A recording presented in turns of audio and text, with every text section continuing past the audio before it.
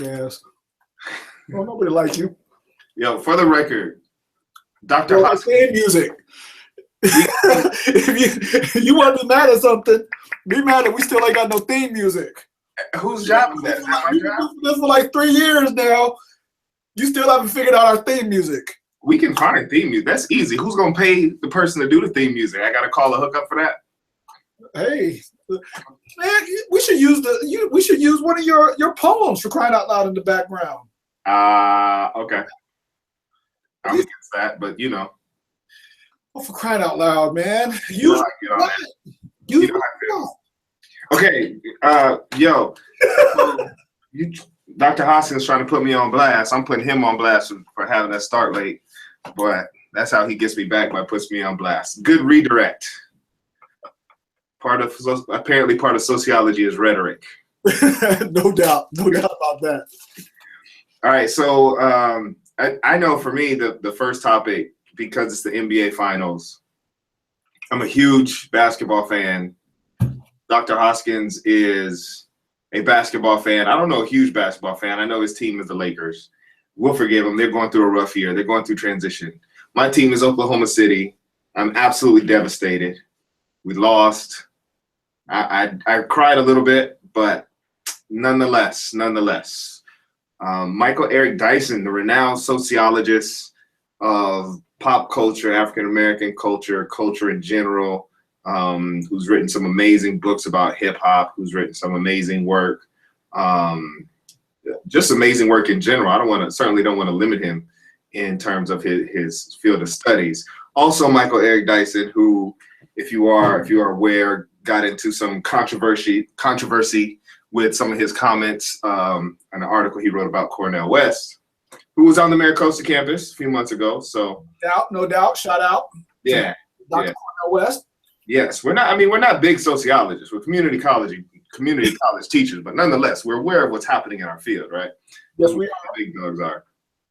But we begin with Michael Eric Dyson, who wrote a safe piece, I will argue, a safe piece, but nonetheless a provocative piece to some on Steph Curry.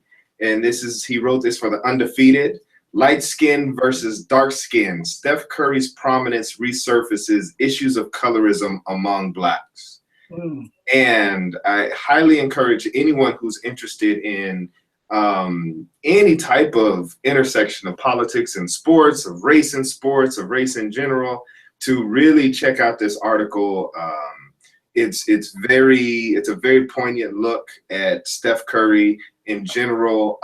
He's making the argument, certainly, that Steph Curry's complexion is a reminder and indicative of a lot of the colorism that has happened in the past. What I appreciate about this piece is his connection, not just limiting it to Steph Curry and basketball, but to speak about Beyonce, to speak about some of the civil rights leaders who have been on both sides, from Malcolm X to Adam Clayton Powell, and to really tackle some of the language of how we associate dark skin with hood and hood with real. Therefore, light skin is to not be hood and to not be real.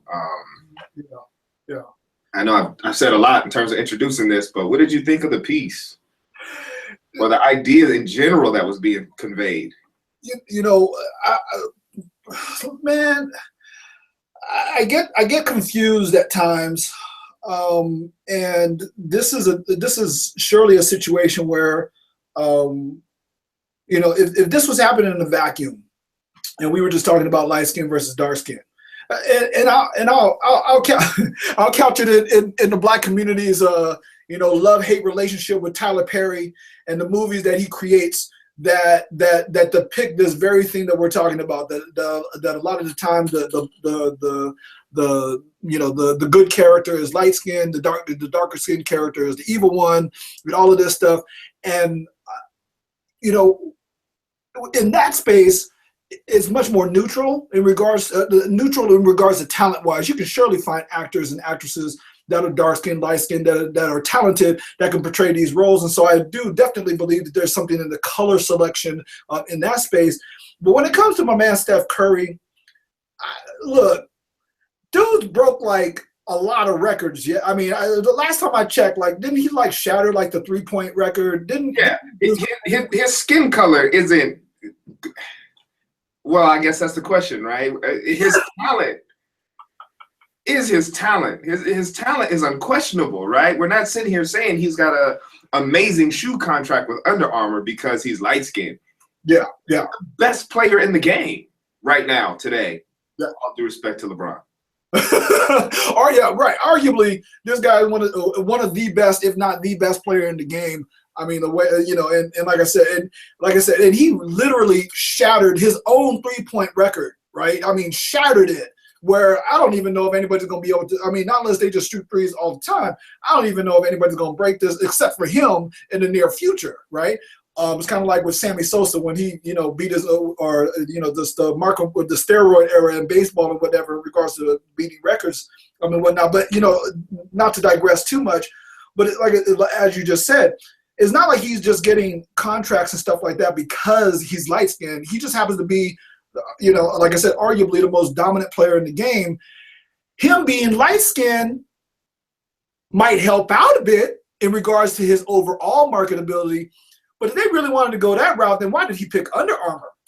I'm just saying, like, you know, just like I said, the questions that come into my mind and whatnot, if he really wanted to, quote, cash in, because there was another space way later on where, you know, there's been some argument that light-skinned black people are somehow taking advantage of their light-skinned situation and whatnot.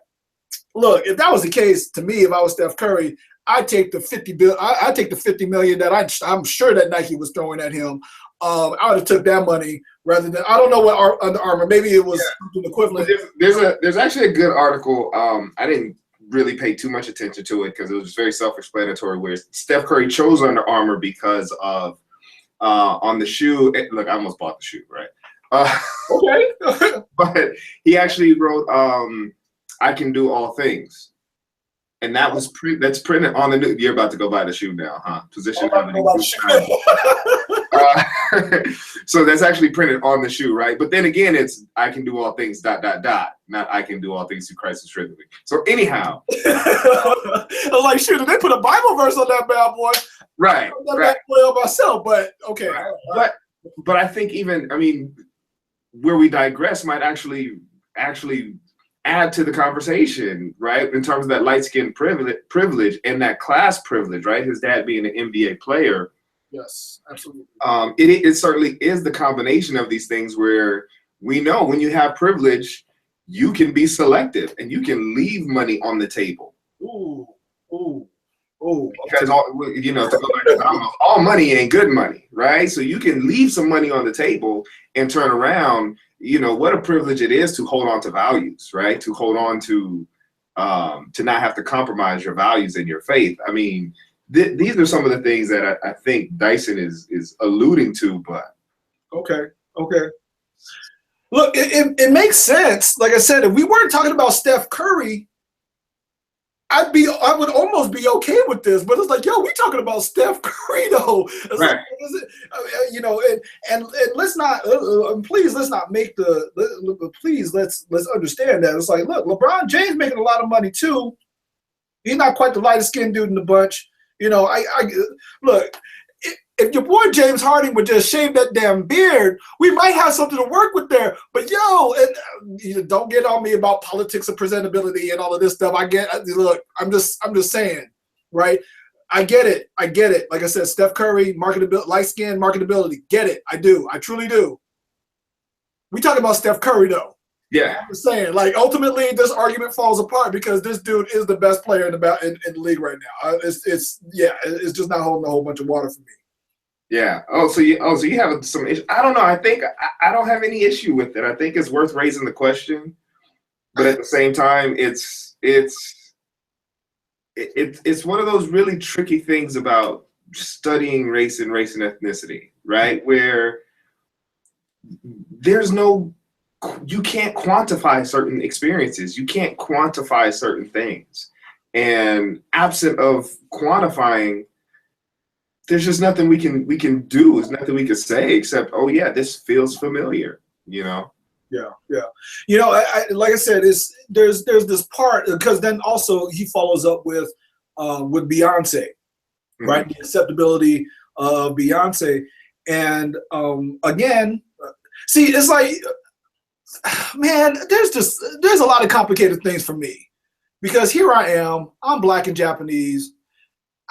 I roll with the Black Student Union all the time, and they put me on Team Light Skin, and I'm like, I never thought of myself as a light-skinned dude, though. Like, I'm being dead serious. Like, I never thought of myself as a light-skinned dude.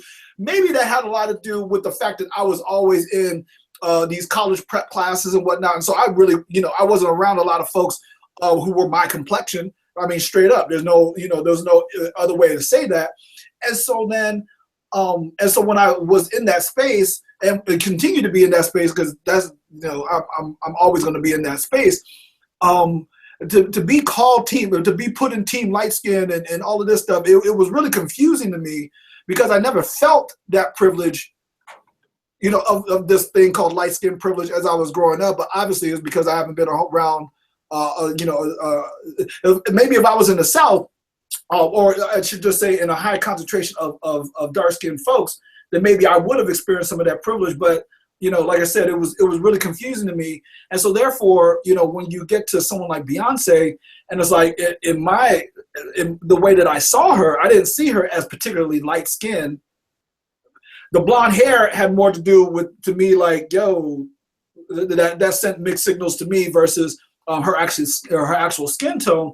But to put Beyonce into that category also, again, it's like, I get that there's a lot of singers out there who have pipes that very well may arguably be better than Beyonce's. I get that. But as far as total package goes, with performance, dance, all of that stuff, and actual artistry, I mean, we talking about Beyonce. You know what I'm saying? Like, we weren't talking about these two. We talked about somebody that hadn't got no talent, and then they wasn't doing, and then they was getting all this money. I would feel very different to me. But Kelly, look, I don't know how we got here, but Kelly Rowland was with Beyonce the whole time. And Kelly Rowland's been reduced to, I think she's on a reality show. Oh, where is Kelly Rowland? What is she doing? Right? I mean, I'll cut the cord a little bit. You cut the cord, you miss out on some of the celebrity stuff. Hey, look, just the fact that I don't, this actually goes with your point.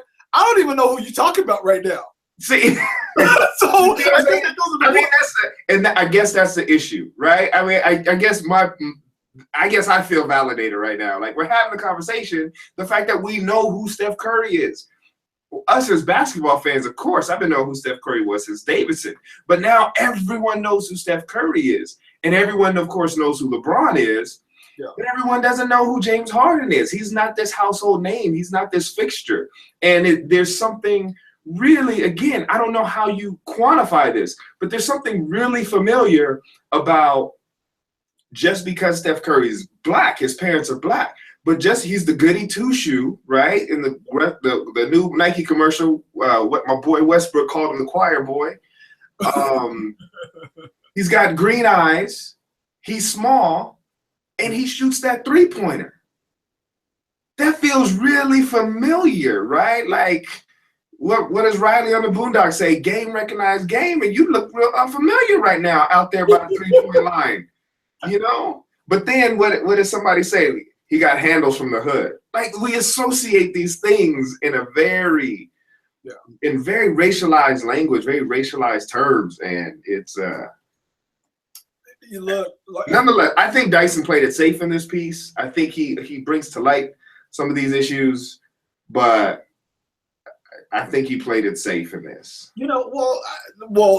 I guess the question then to me is like, well, then what does it sound like if he doesn't play this safe? If he goes all in, I mean, what are we talking about? Because another light-skinned dude that's having a day right now, that'd be Terrence Howard. But that dude, he won an Academy Award, and so it's like, look. I guess maybe it's just me. Maybe I'm the weird one in all of this, but I can separate talent from racism. And separate, and please, like I said, don't misunderstand this. I get marketability like that. his light skin privilege is definitely showing in this thing called quote marketability. I get that. That actually makes sense to me. But please don't make it seem like the only reason why we know who this dude is because he's light skinned. Now, as far as like the breadth of how many people know him, it's like, look, I'll be real. My wife don't pay attention to no basketball. And she was like, oh my God, I finally saw Steph Curry. He's so You see my point? That's my point. That is my point right there. That right there is my point. Because if you watch ball, we know Jason Kidd, right, is a good example. No, it was not I don't think there was this question around this, right? Yeah. But because Jason Kidd was from Oakland. And yeah. Jason Kidd was hood, right? And in college, we know Jason Kidd barely stayed eligible half the time. And Jason Kidd had legal troubles and all this stuff. We just didn't do this. So I mean, that's my point. Look, I got people, I don't want to call nobody out because they might actually watch this, but I got people who are like, oh, Steph Curry's daughter is adorable. Yo, who? Riley Curry's adorable for getting on the mic and being all rude and disruptive. When the reporter's talking like this, let that be some dark-skinned little girl. We'd be like, she's so bad. You need to watch their parents. If that was, who don't we like? James Harden's daughter, for example. One of Dwight Howard's kids, right? Okay. So, which one? I'm just kidding. I'm messing around. That was so wrong. Which do he know? Which set we're talking about? But yeah, look. Anyway, but like I said, when this idea of making it seem, when it comes to this analysis, because we're using, and this is the part where here we are, we're sitting here as sociologists, and it's like, look, what does the data tell us on marketability? Like I said, we get that. We can have this conversation, but there's this data point that I need for, it's like, there's these two other data spaces. It's like, it's LeBron James and it's Michael Jordan, who arguably has started the biggest shoe craze that's ever existed on this planet. And what did Michael Jordan do? He obviously he didn't change his skin, but he put on suits. I don't see why that. I don't see. I mean, we're talking about Michael Jordan. Republicans buy shoes too. Like he put on suit. He did what he could, right? I mean, the epitome of respectability politics in terms of, selling, in terms of consumerism, right? Selling a product and doing that. He was the epitome of that. And he, I always say, and maybe I got to be careful because I want to coin this phrase one day or something, but or coin this idea, but whatever. I'm sure I'm not the first one to thought of it. But Michael Jordan pulled the ultimate fox. The ultimate fox? The ultimate fox, right? Tell me I need to write an article about this. Fox, the network, how they got started? Yes. That happened into Living Single, Martin, all the black shows, and then Married with Children, all the stuff that one would put on anywhere. You tap into that market first and then suit up after and become legitimate. The ultimate fox. It was Michael Jordan. Okay. Yeah, but you know what? To me, the more important point, to me, the more important point, and I get, Steph Curry, choir boy / it's like choir boy. I hear that and I think of 5 Heartbeats. Know what I'm saying? And I get, like I said, I get it, and I respect the grind that a lot of people got to go through. That folks in the hood, but to make it to where we use race to codify abilities, that just goes back to essentialist notions of what race is supposed to be in the first place, biologically essentialist notions of what race is supposed to be. And as a multiracial person, I shouldn't say as a multiracial person because I really don't claim that space. As a person who did research on multiracial people, I can say this, and that is when we use our race to codify our abilities, to code our abilities, that's where the most racist stuff happens.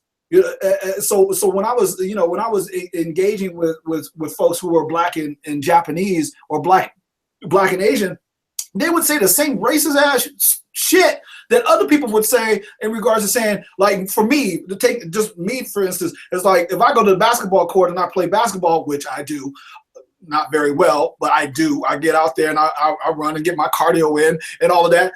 People assume that that's because I'm black. And then when I get my AA in mathematics, people assume, which I do, by the way, and I teach statistics, which I do, by the way, and they assume that it's about me being Japanese, and it's like, yo, my mom, my Japanese mama, she barely had a high school education. My black father had his MBA, had his master's in business administration, his MBA from SDSU. Therefore, and he even had an AA and a BA in sociology. And so therefore, when I think about my intelligence, I always think about my father, who's black. When I think about my actual physical abilities, I actually think about my mom, who was really strong, because that's the kind of athleticism that I have. I'm just really strong. And whatnot. Well, anyway, but when we do stuff like that, when we use dark skin and hood and real and things like that, then we miss out on the complexity of that is the human being that is actually in that space, and whether they're doing good or not in accordance to our racial politics. I have a hard time with that. Like I said, I agree. I don't think this is a strictly about the marketing. I don't think this is strictly about other folks. And I certainly don't think we're talking about the conversation around Steph Curry has very little to do with anything Steph Curry has chosen to do or to insert himself into the conversation, right? I want to be sure and clear that. Nonetheless, I think it's one of those issues. Colorism is from the outside in and the inside out, right? It comes from within people of color, right? Because let's not act like black folks are the only one who does this, right? So it's coming from within that community being expressed outward, as well as from outside, right? Consumer advertising, marketing, job applicant, all these things. It also comes from the outside in. And I think, like I said, Steph Curry is just an interesting study because his talent justifies all of the accolades. So we can't sit here and say, oh, it's because he's light skinned. No, he's real talented. But at the same time, it's unfair to deny that, his likability is not divorced from his complexion. Yeah, it was like, what is it? Dyson, he had mentioned how it's like, yo, it's like black folks are having a problem because white people like Steph Curry as much as we do. And I'm like, yo, come on, give this guy a break. Look, I don't want to do like an episode of Malibu's Most Wanted or something like that. I don't know where Steph Curry was raised. I'm sure he was in the privileged space, but I practically can guarantee you that he was seen as black on his freaking high school basketball team or whatever the hell it is that he played and whatnot. It's like, although he's light skinned to us, and very likable because of that, and has the green eyes and everything. It's like, I'm sure he's experienced the world of being in black. And I'm just saying, it's like that to me just kind of just trips me out, because ultimately, when it comes to, because what I want to see is more of what Michael Eric Dyson pointed to at the end of the article, where he talked about how Beyonce and her, quote, light skin itself is socially accepted by white people self and whatnot, which reminds me of a Saturday Night Live skit about Beyonce being black when she did Formations. But anyway, that white people freaked out because she actually portrayed a black person. Anyway, I'm going to leave that on the floor there. But this idea, what I'm more concerned about and want to see more of is us talking to people that black is not just skin color. You may have a different experience because of your complexion, but black is about your politics. And so therefore, that's the place that I stand in. The vast majority of the time I stand in the space of going, hey, you know what? Whoever dark skin, light skin folks, y'all can have a problem with me all you want, as far as me being light or team light skin or whatever. But don't you ever think that my politics don't line up with black folks. Don't you ever think that. Because Anyway, my research and all the things that I do line up in that space. And so this is not an act. I'm not playing. I know what I'm doing. I know what I'm talking about. Don't question that, or else we're gonna have a day. We're gonna have a hard time with each other. My black comes from because police told me so. All right, let's move on.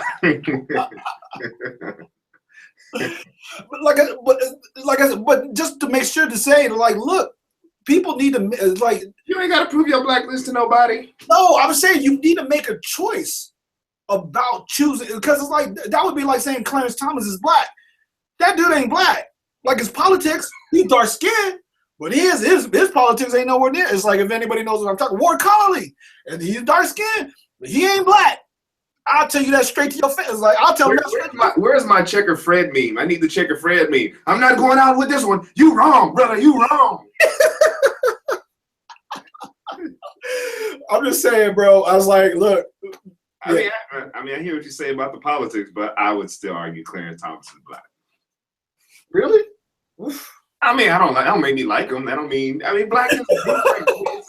It's dynamic. It's dynamic. Let's leave it there. We should leave it there. Okay. But there's other things happening in the world that we should talk about. We're not going to talk about the gorilla. We're not going to talk about UCLA, although I have resorted to locking classroom doors. Yeah, the UCLA thing. Yeah. I haven't formed an opinion devoid of emotion yet. Yeah, I feel you. But moving to college, much prayers to the people who were affected in all of that. Yeah, definitely. Even a USC grad like myself can respect the fact that, you know, tragedy can strike at anywhere at any time, and so real talk. Much love and support. The New York Times put out an article, "The Hidden Side of the College Dream: Mediocre Graduation Rates," and colleges are enrolling at higher and higher and higher numbers. That doesn't necessarily translate into graduating at the same high numbers that we are enrolling. Yes. Yeah. As a matter of fact, you know, there's a place in that article that talks about how if we held colleges to the same standards as we do with K through 12 system, that I'm looking at my notes here, that 74% of private non-for-profit and 83% of public colleges would fail. Like, they wouldn't continue to be accredited with the numbers that they produce. You know what I'm saying? It's like, and that should be really weird for us, you know, to talk about a college system that, I'm going to use the word failing, because the main thing about college is for students to complete their degrees, and if students aren't completing their degrees, if that's what you're there for, is to help people complete degrees, and you ain't doing that, then I would argue that that's a good definition of failure. I agree. I hear a butt coming. But we've created an economy. We've created a workforce that's completely dependent upon the merit of a college degree. Mm-hmm. And therefore, what do we do with those folks who, I'm beating around the bush here. What do we do with the folks who shouldn't be in college? Damn. If they're not in college, where do they go? Where are they supposed to be? What's out there in terms of employment, in terms of opportunity? Mm-hmm. We have no system in between, and particularly, and I say this as a community college instructor, tenure track. What?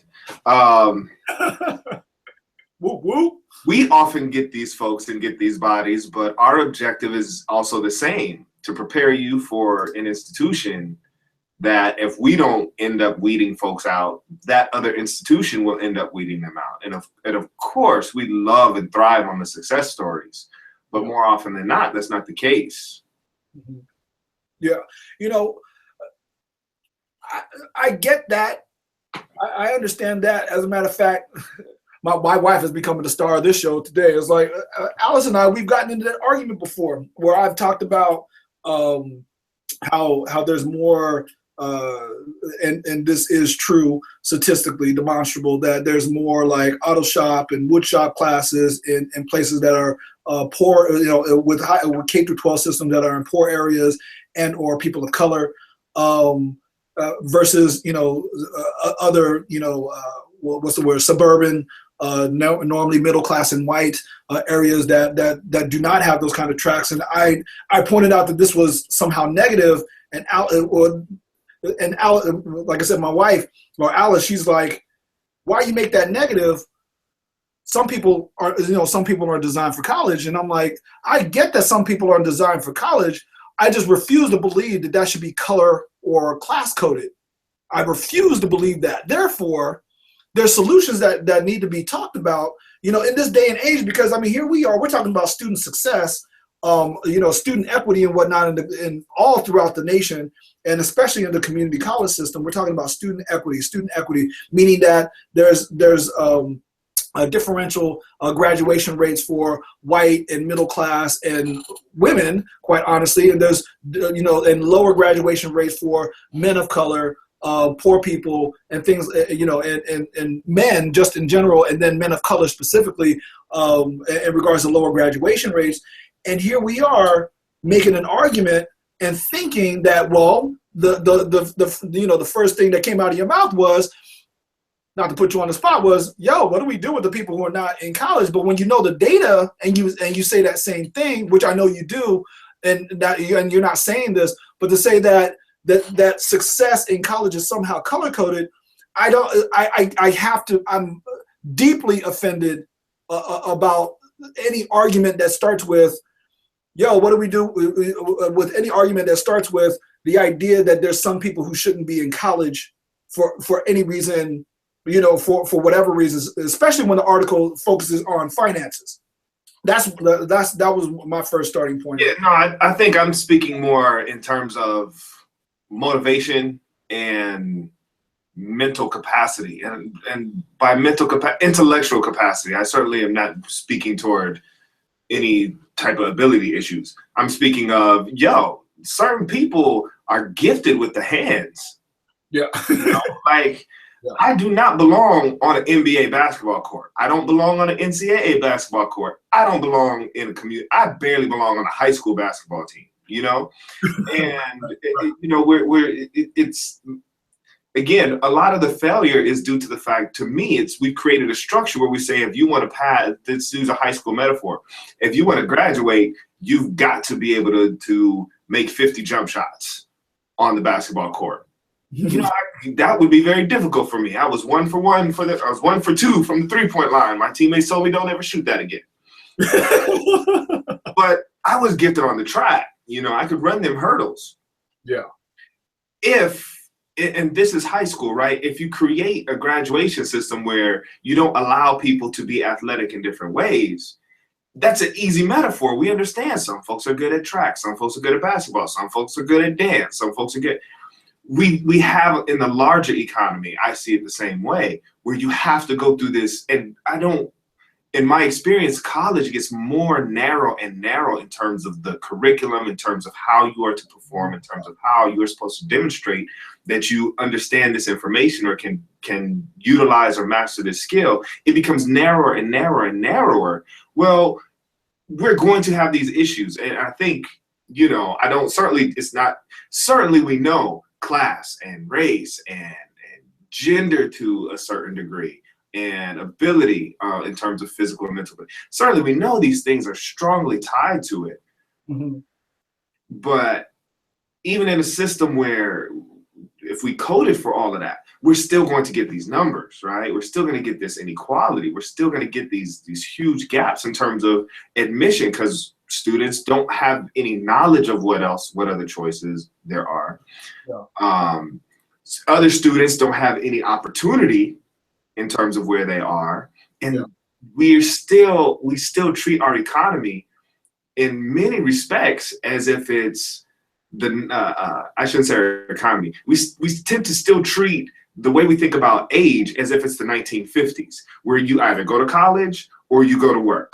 When the economy has changed drastically and there are no long-term jobs that can build a stable family income.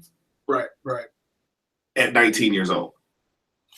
No, completely understand that. You know, this is what, you know, it's like we got Hillary Clinton and what is it, Donald Trump, and all of them are making their rounds in California right now. And it's like, and every time I think about politicians, especially presidential runs, they always talk about the shrinking middle class.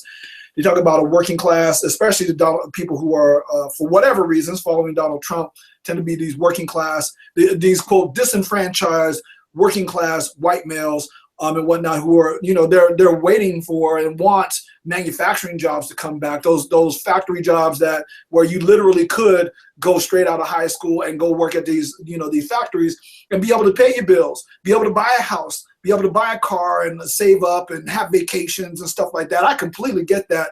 That ain't coming back here. Right. We got to scratch all of that. And so therefore we need to get the most we can out of the citizens that we got and whatnot. And so, you know, with all due respect to all the folks that are waiting for these manufacturing jobs and these factory jobs to come back, they ain't coming back. And so we need to adjust. This is the new normal, you know, and it's been new, and it's an old normal, and people still haven't adjusted to the changing economy and whatnot. And you know, when I'm looking at this article, you know, I have a hard time understanding why. It's like, if we need these people, which begs the question of whether we need these folks or not, that stands out there. But I know that the Obama administration, that they made a very concerted effort to actually increase the number of college graduates from, like, I think about a 30% through the nation of people that are eligible to up to 40%. And so that's what's causing a lot of the student equity conversations and whatnot that we're having. But to me, the biggest thing that would affect this is because when they're, you know, in the article, they were talking about, like, the number one thing that students listed as the reason why they had to quit school was finances. Okay. So this is actually intellectually very simple to fix. That means that we need to socialize, and I know people hate that word, socialize, or I could use a different word, tax our population the same way that we do for K through 12, all the way up through people to get their PhDs. If we do that, then now we get rather than doing this completely intricate in system that we got, or that they were proposing and whatnot, it's like, why don't we just socialize education all the way up to graduate school? And that will at least, that will be, to me, the first step in a series of steps in regards to addressing any student equity gaps that we see, is that to make it to where college is affordable. Well, I shouldn't say the word affordable. I guess the word I'm saying is free. Now, before anybody starts tripping out on me like, yo, oh my God, making college education free, that just sounds crazy. Guess what? My sister, who is 5 years older than me, she came to MiraCosta when there was no tuition here. I was here at MiraCosta when tuition was only like $5 a unit. And as a student leader, I pitched a fit when they went up to $10 a unit. Now it's like up to $40 a unit or something like that. And so to me, like I said, intellectually, this is actually a very easy thing to fix, or to at least begin to address. However, and hopefully we get closer to that, because with the Affordable Health Care Act and things like that, and coming close to socializing healthcare, we should surely be thinking of doing the same thing with our education system. It, to me, is ludicrous to have not done it already. I agree. Education should be free.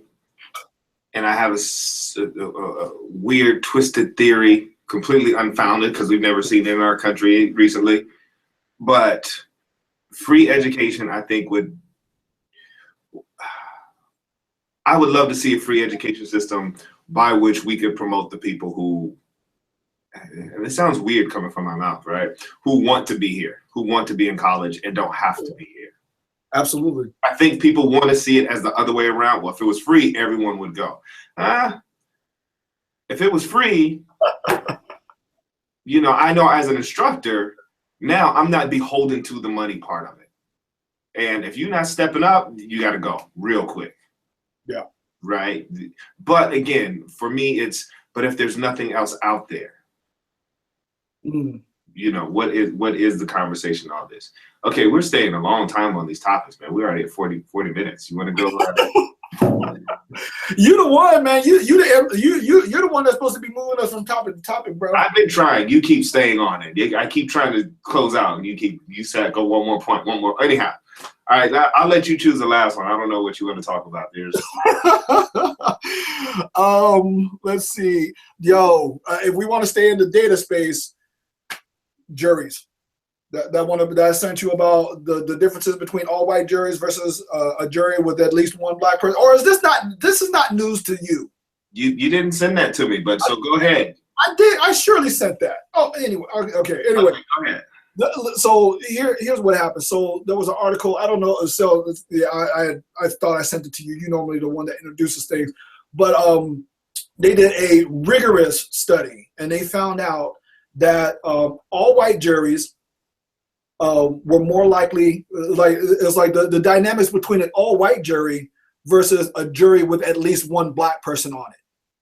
They did some dynamics, you know, to do the percentages, the numbers, and whatnot. And so what they found out is that 81%, that if you have an all white jury, that they are 81% likely to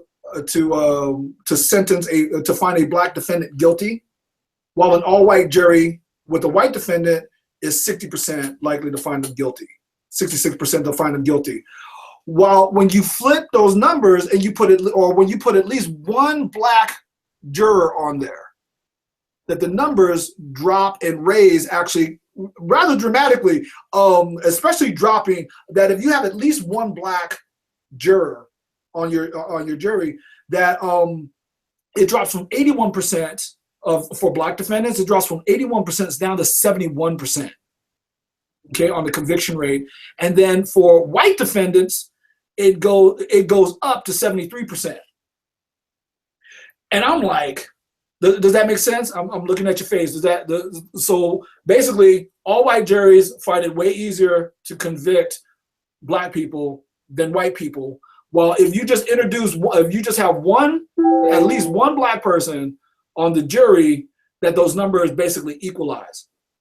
And I'm like, my question is, like, what do you think is happening in that space in order for those numbers to switch the way that they do?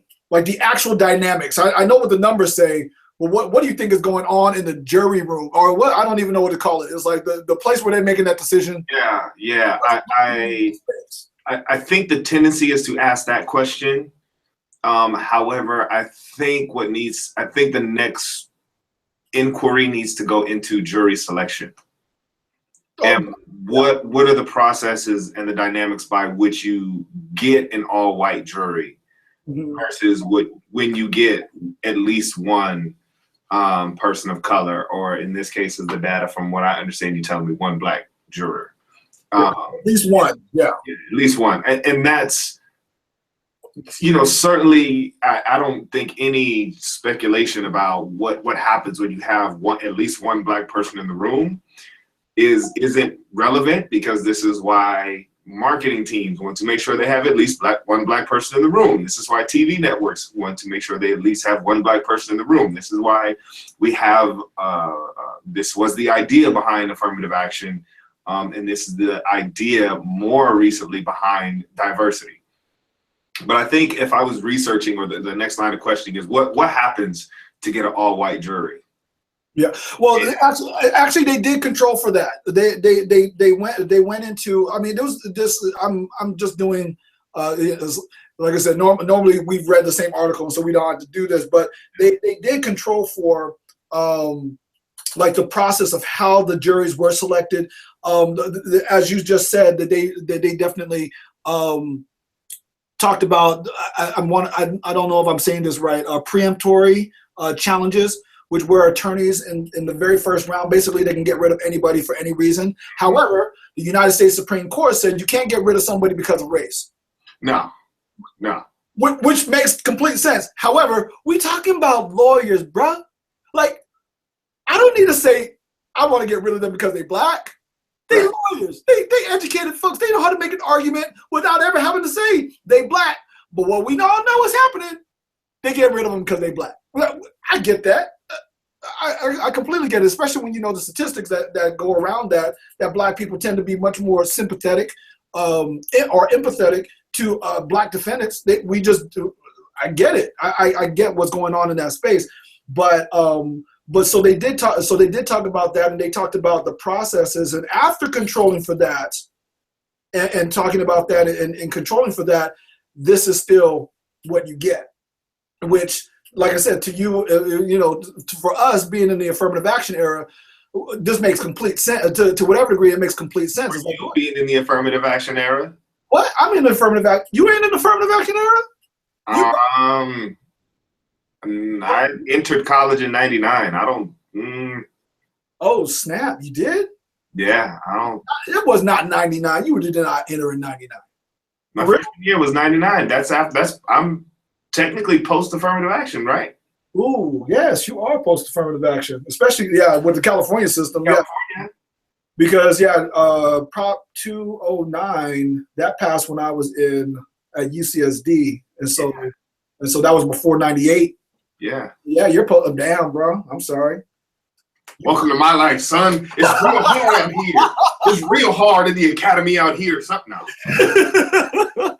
But anyway, well, you said affirmative action, and so I was thinking that you were in the affirmative action era. But for me, in the affirmative action era, this was the argument, right? The argument was that Black bodies change conversations.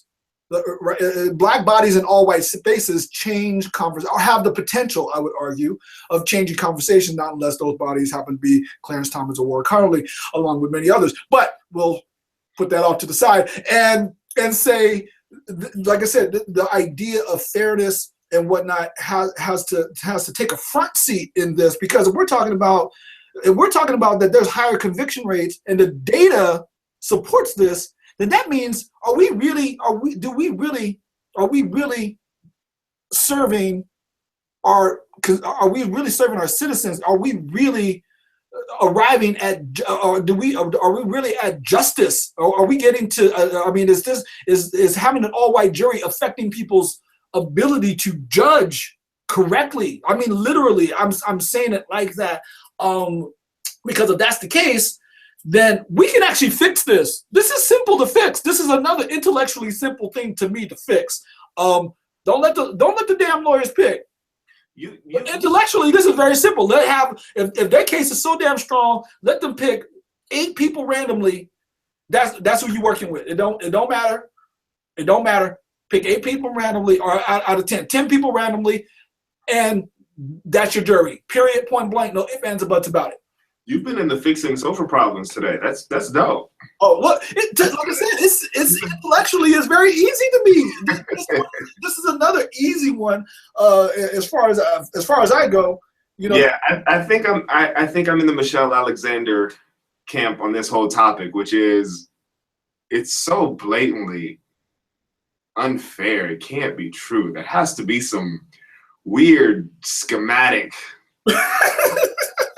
Difficult variables that it has to be some weird, intricate structural network that's forcing these things, right? And of course, Michelle Alexander comes out, no, it's just racist. It's just what it is. I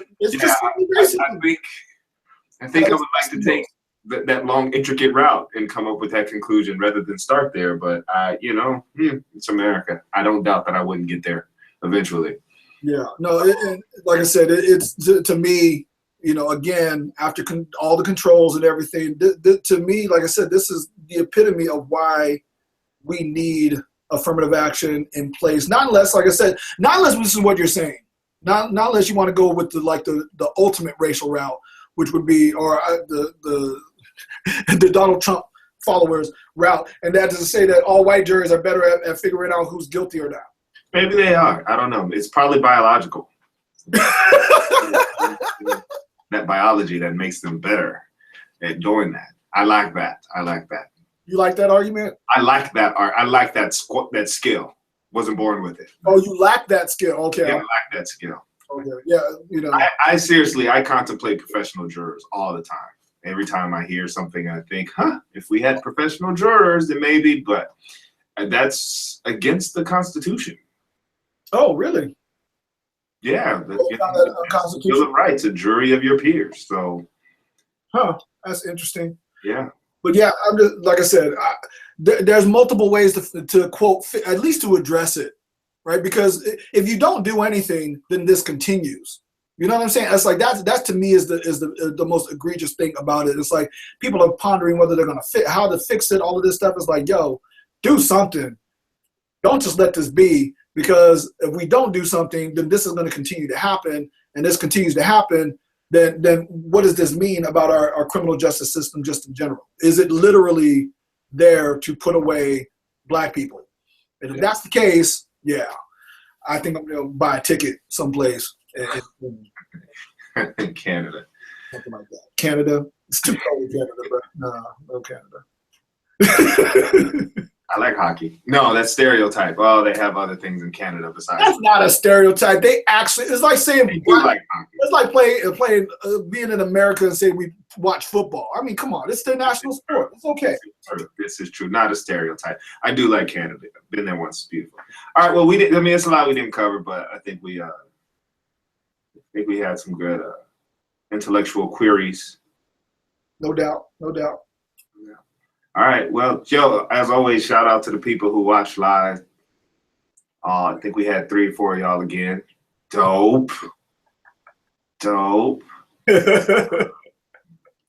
I will work on, I don't know if I'll be able to do it this week, but I will work on turning this into like a podcast, just stripping the audio off. So I know some folks who watch it on YouTube later. Shout out to y'all. Shout out to the haters who post troll-like comments in the comment section. I should not indignify y'all, but I actually went through some of them. Oh, you actually read the comments? Yeah, those who know me know I don't read comments. I don't watch stuff all over again. I actually read some of the comments. We ain't nobody. I ain't no super scholar. I ain't no rock star. I ain't Foucault. You just 2 people having conversations. You don't like it? Don't watch. Who you mad at, player? Who are you mad at, player? Not that serious, all right? You see it in the title. We are just 2 professors who have conversation, who have difference of opinions, similar opinions. And sometimes our students want to know what we talk about and how we think about things, and we don't have time to cover it in class. So this is the outlet, player. Somebody must have really got under your skin, bro. You making me want to go, and I guess I got to go and read the comments now. Well, I don't read it. It all gets under my skin. I'm a sensitive person. I don't know how I made it this far in life. I'm a very sensitive person about such issues. So we are somebody. But anyway, we gonna be somebody. Damn it, Jesse Jackson. I am somebody. All right. Till next time. All right. Peace.